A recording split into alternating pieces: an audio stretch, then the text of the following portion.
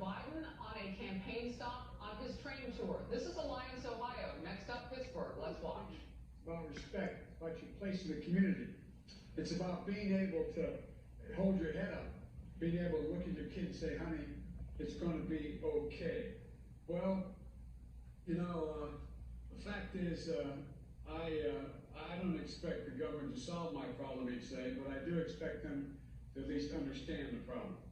That's what in last night's debate was about, this whole election is about. Does your president have any idea, understand what you're going through? And if he does he care about it? Has he able, as my mom would say, be able to walk a mile in your shoes if you want to know me? Are they able to do that? Or does he just ignore you, look down on you, lie to you, like this president did when he told Ohio workers that don't sell your house because no more factories are going to close. What I saw last night was all about him. He didn't speak to you or your concerns or the American people even once. Donald Trump broke his promise. He said he was running to help the forgotten American. As soon as he got elected, he forgot them. I'll never forget. You know, I understand what you do. Wall Street did not build this country. CEOs did not build this country. Hard-working, average American people given half a chance built this country. The middle class built the country. And unions built the middle class. And you know, I tell you what, I never forget that where I came from. A measure of our success as a nation is not how well the stock market is doing. It's what families are able to talk about and what they deal with at their kitchen table. Many of the people who will hear this today woke up this morning at a kitchen table where there was an empty chair or one less chair. They lost someone. How many people are in this audience? Dead because of COVID. Over 7 million. Wow, incredible. It's just, and what happened last night? Did you hear a word from the president about any of that? Look, tables like the one that we saw last night are ones that were set by Trump. You know, for 36 years, as I said, I took a 250-mile round trip on Amtrak every day to commute from Wilmington to Washington. I got to know the engineers, the conductors, the folks in the food service car.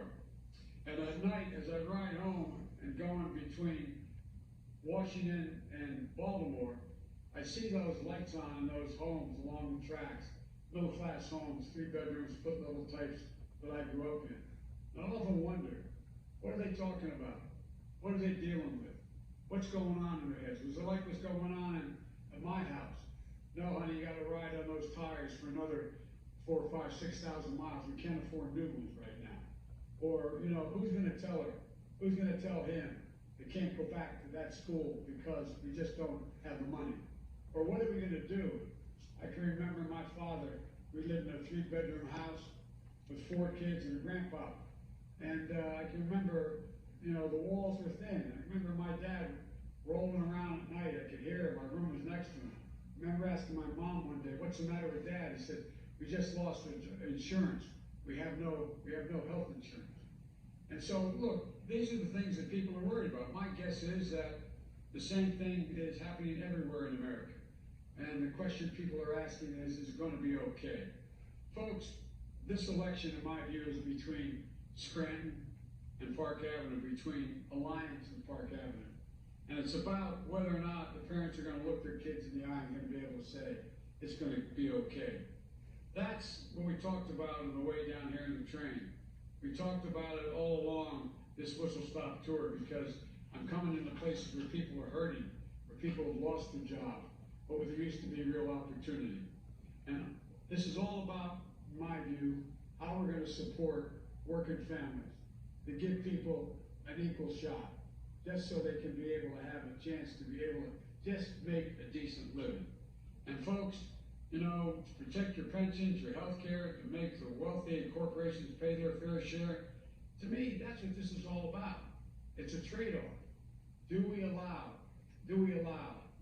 corporate America to continue to pay, 91 of them pay no tax at all, while you're having your health care taken away in the name of we can't afford it?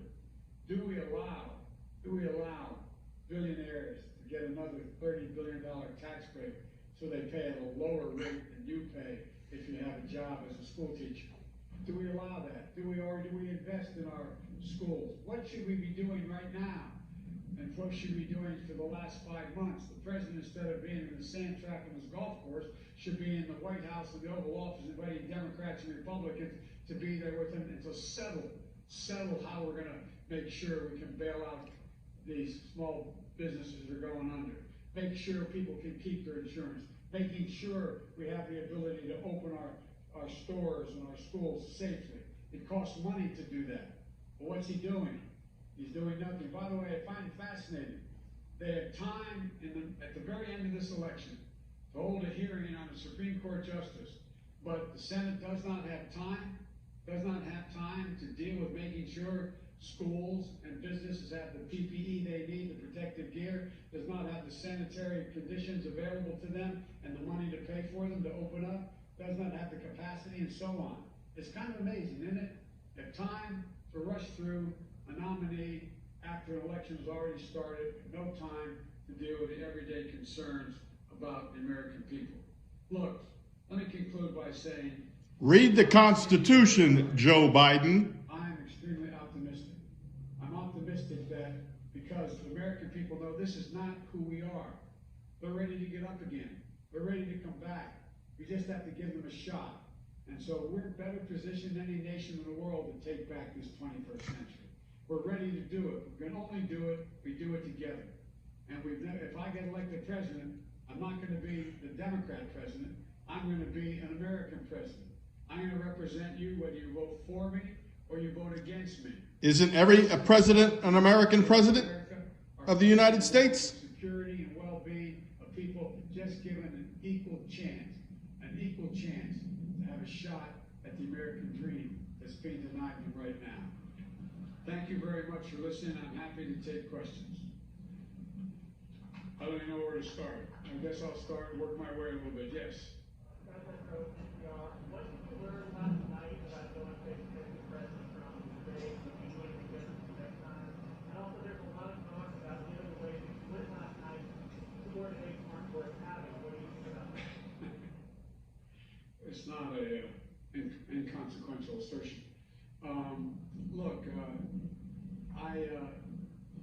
he did what I expected him to do last night. He announced what he was going to do. He announced he was going to, I think the phrase was, now he can become really vicious. I think that was his phrase at some point. Look, last night reinforced for me why I got in this race in the first place. Last night, I said when I got in the race, we're in a battle for the soul of this country. Can you all see me? Should I turn this way a little bit? Trump's constant disregard and unwillingness to speak to COVID and the fact that 205 million people, 1,000 people have already died and over 7 million are infected and it's likely to get worse. He didn't want to talk about it at all. He in terms of election legitimacy, he made it clear that he didn't think this was going to be, if he lost, wouldn't be a legitimate election. Already began to plant seeds of doubt in the legitimacy of this election. I don't know any president's ever done that before. And his dog whistle to white supremacy, when asked would he condemn white supremacy, he said, he didn't say a word. And then when I said, well, how about the Proud Boys, which is a white supremacist group, he said, well, I just told them to stand down and stand ready. Stand down and stand ready based on the outcome of the election? No, that's not what he said. It's a wake-up call for all Americans. What I tried to do last night, I tried to speak directly to the camera, to the American people, to talk about their concerns, to talk about what's on their minds, to talk about what I would do were I president. Trump has no plans, no ideas, didn't express a single plan that he had about how he's going to move forward, and it made me realize that just how much is at stake. You know, for 90 minutes, he tried everything to distract, everything possible, and it just didn't work. But I hope that this next debate is going to be in front of real live people. It's going to be a town hall, and I just hope we're able to. I'm looking forward to it. And I hope we're able to get a chance to actually answer the questions that are asked by the persons in the room. But God only knows what he'll do. Yes. Is there any scenario where you would not debate the president in these next 2 debates? And are there any changes you want to see made by the commission before you debate? Well,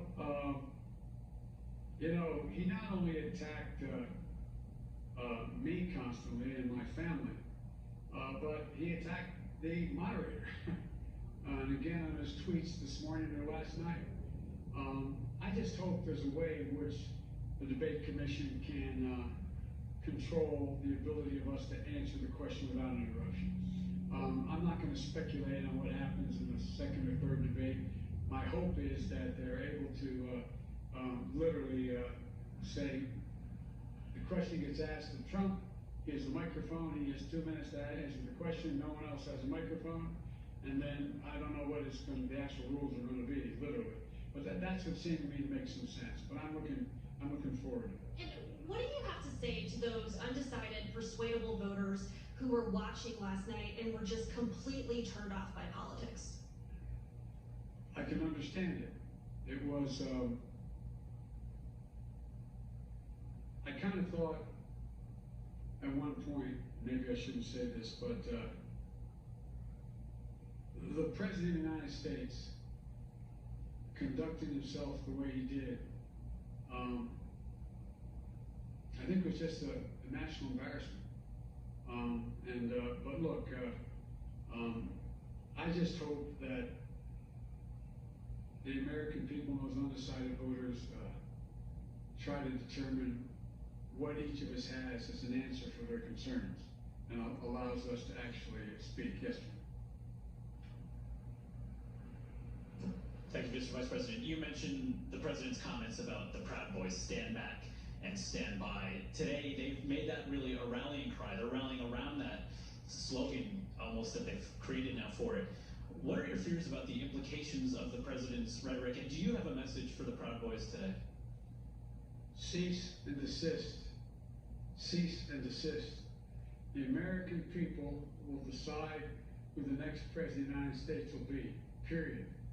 So I'm urging the American people, go out and vote. Show up. You can vote early, vote early. Vote whatever way is most convenient for you, but vote. And if you show up in large enough numbers, nothing is going to change. I promise you. If in fact we win this election, this president will step down. A lot of bravado, he has no alternative. The American people will not stand for it. No agency would stand for that happening. My message to the Proud Boys and every other white supremacist group is cease and desist. That's not who we are. This is not who we are as Americans. All right, I'm going to let you pick somebody because you got everybody out here.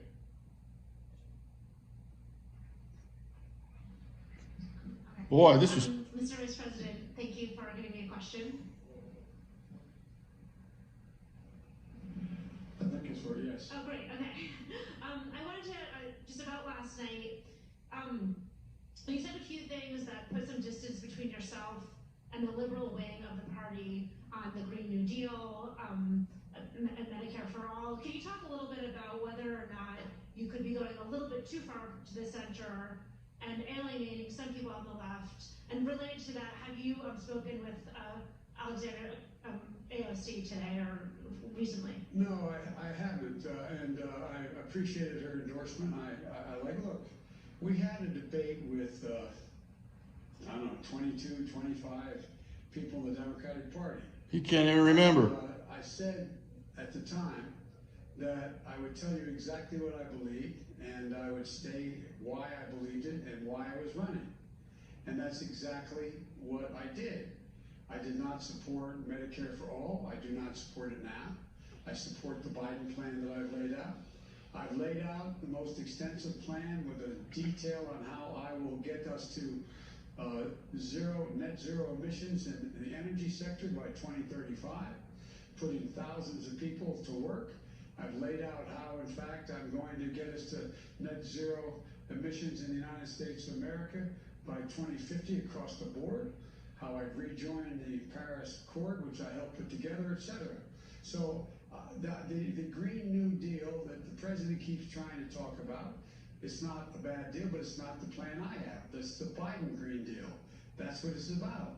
And what the president keeps trying to do is he's trying to run against somebody other than me. I've said to the left, the right, and the center exactly where I am on each of these issues. I did have time, and I've worked very hard with all segments of the party. We put together a platform that is a platform that I fully support. The president keeps talking about, what's he call it? This, he has some name for our platform. I can't remember what it is. It's the manifesto. Thank you. The manifesto. He can't even remember the manifesto? That I've signed on to. Wow. One that the vast majority, overwhelming majority of Democrats signed on to. The Democratic Party is a Big Ten. And we have all kinds of folks in that have different views, and are all welcome. And we negotiated, we debated, and we had a primary election, and I won, and I've laid out what we're going to do. So I'm not worried about losing the left, right, or the center of the party. This is a big party. But I have one of the most progressive records of any Democrats run on. I'm proud of it, but it's my record, and it's what I want to do. So thank you, And if I could just follow up with an unrelated question.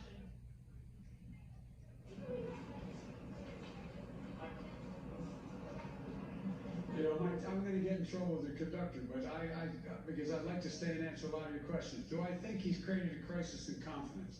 Look, all you have to do is look at the polls all your networks run.